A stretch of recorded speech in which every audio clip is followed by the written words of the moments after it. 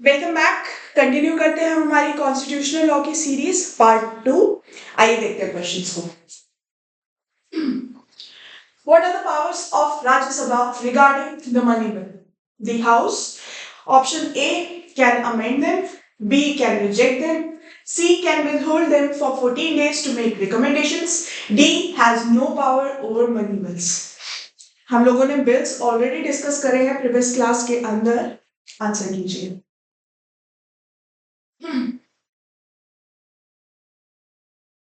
The correct answer is C. Rajya Sabha can withhold them for 14 days to make recommendations. हम लोगों ने ये चीज पढ़ी थी कि जो हमारा मनी बिल होता है वो इंट्रोड्यूस लोकसभा में ही होता है, बट ऐसा नहीं है कि राज्यसभा के पास कोई भी पावर नहीं होती उसके regard. Rajya Sabha can with hold money bill for 14 days. किस पर्पज से? उसके अंदर रिकमेंडेशंस देने के लिए। चलिए next. In which case the Supreme Court declared that a constituent assembly should be convened to amend the fundamental rights. चारों के चारों केसेस बहुत इंपॉर्टेंट है। इसमें से दो केसेस हम लोग डिस्कस कर चुके हैं, मनेका गांधी एंड केशवानंद भारती। एके गोपालन केस एंड गोलकनाथ केस, दो केसेस हमने डिस्कस नहीं करे हैं, अभी डिस्कस कर लेंगे उन्हें। आंसर कीजिए।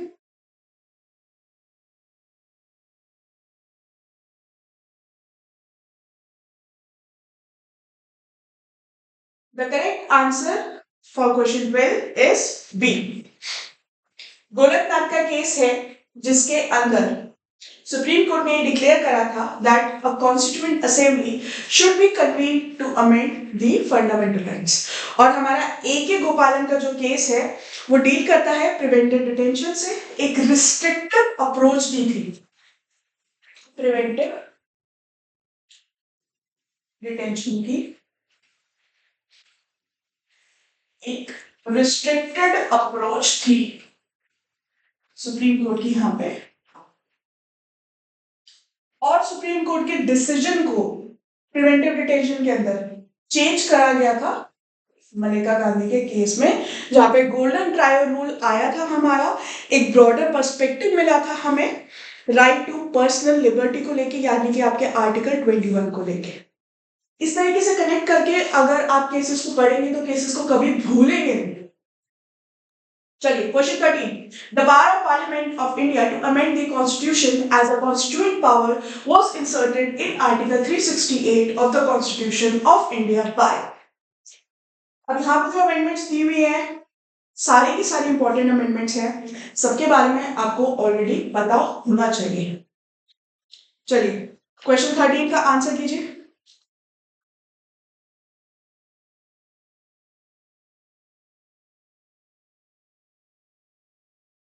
The correct answer is 24th Amendment 1971।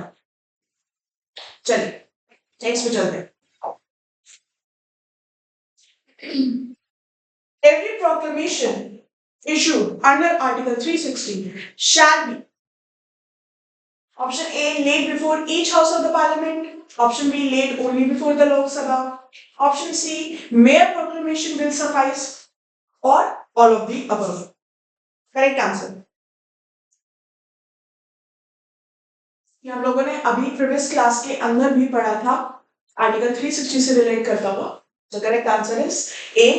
Proclamation has to be issued before each house of the parliament। हमने प्रीवियस में क्या पढ़ा था, कितने टाइम पीरियड में? Within 1 month।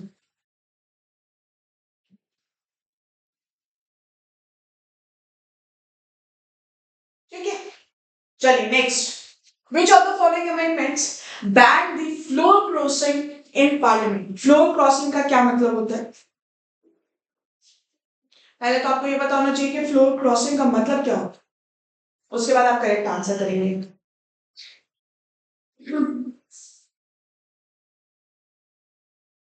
चलिए फ्लोर क्रॉसिंग का मतलब होता है एंटी डिफेक्शन, यानी कि एक एमपी अगर अपनी एक पार्टी को छोड़ के दूसरी पार्टी के अंदर चला जाता है उसको हम लोग कहते हैं फ्लोर क्रॉसिंग। कौन सी अमेंडमेंट के अंदर डील आया था ये? 52nd amendment. 52nd अमेंडमेंट जिसको हम एंटी डिफेक्शन लॉ भी कहते हैं। इसके थ्रू आया था हमारा 10th शेड्यूल, जो कि डील करता है एंटी डिफेक्शन लॉ से। 42nd है आपकी मिनी कॉन्स्टिट्यूशन।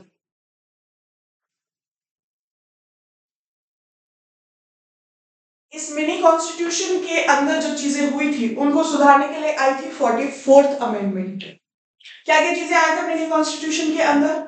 फॉर एग्जाम्पल, सबसे इंपॉर्टेंट चीज सोशलिस्ट, सेक्युलर और इंटेग्रिटी प्रीएम्बल के अंदर ऐड हुए थे। Socialist, secular and integrity word preamble में ऐड हुए थे। ठीक है, फर्स्ट थिंग दिस। सेकंड, जो हमारा लोकसभा के मेंबर्स का टाइम पीरियड है हमारा, वो 5 ईयर से बढ़ा के 6 ईयर तक कर दिया गया था। थर्ड, जुडिशियल रिव्यू की जो पावर है वो रिस्ट्रिक्ट कर दी गई थी कॉन्स्टिट्यूशन अमेंडमेंट के रिगार्ड में। फोर्थ, फंडामेंटल ड्यूटीज इंट्रोड्यूस करी गई थी। देखिए, ये चीज आपसे पेपर में रेगुलरली पूछी गई है, पता होनी ही चाहिए। ये चीज आपसे पेपर में रेगुलरली पूछी गई है, पता होनी ही चाहिए थी। 44th अमेंडमेंट आया था, तो उसके अंदर जो हमारा टाइम पीरियड है लोकसभा का, जो मेंबर्स का 5 ईयर से 6 ईयर कर दिया था, उसको वापस से 5 ईयर कर दिया गया था। और जुडिशियल रिव्यू अमेंडमेंट के केस में ओके कर दिया गया था। उसके बाद लास्ट आपकी 53rd अमेंडमेंट है, जिसने अरुणाचल प्रदेश को स्टेटहुड दिया था। 42nd अमेंडमेंट आपकी 1976 की है, 44th 1978 की है, 52nd 1985 की है और 53rd 1986। 1976, 1978, 1985, 1986 या कभी कभी याद होने चाहिए, पूछे जा सकते हैं कभी कभी। चलिए next question. The parliament becomes competent to make laws on a matter enumerated in the state list only if the 30 seconds लेके आंसर करिए। पार्लियामेंट becomes competent हो जाती है parliament to make law on a matter enumerated in state list। Parliament की list कौन सी होती है हमारी? हमारे शेड्यूल 7 के अंदर दे रखी है। यूनियन लिस्ट होती है पार्लियामेंट की, फिर आती है आपकी स्टेट लिस्ट, फिर आती है कंकरेंट लिस्ट। अब parliament becomes competent, state list के मैटर्स जो भी दिए हुए हैं उसके अंदर पार्लियामेंट कब एक लॉ बना सकते हैं? A. Council of State passes a resolution supported by not less than 2/3 majority of the members present and voting that it is in national interest that Parliament should make law on such matter. Council of States and House of People both passes a resolution that it is in national interest that Parliament should make law on such matter. President gives the prior permission for such legislation. D. Speaker of the House of People in consultation with Chairman of the Council of State gives the prior permission for such legislation. Correct answer दीजिए। The correct answer is A. Council of States यानी कि राज्यसभा जब एक resolution pass कर देती है, कितना? Not less than 2/3 majority of the member present and voting that it is in the national interest, यानी कि आपका मेन ऑब्जेक्टिव हो जाता है national interest, that the parliament should make law on such matter। कब पार्लियामेंट स्टेट लिस्ट के अंदर एक लॉ बना सकती है स्टेट लिस्ट के मैटर पे? सिर्फ एक क्वेश्चन सॉल्व करने से आपका ये पूरा का पूरा कंसेप्ट क्लियर हो जाता है। चलिए नेक्स्ट पे चलते हैं।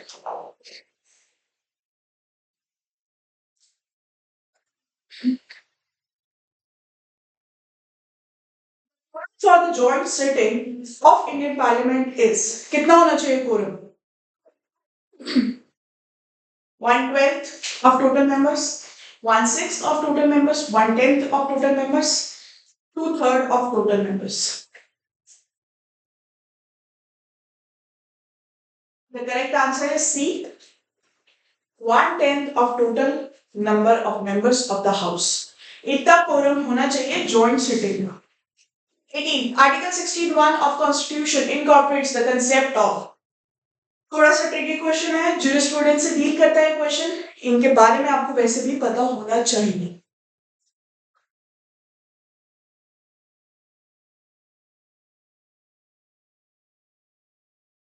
A. Distributive justice.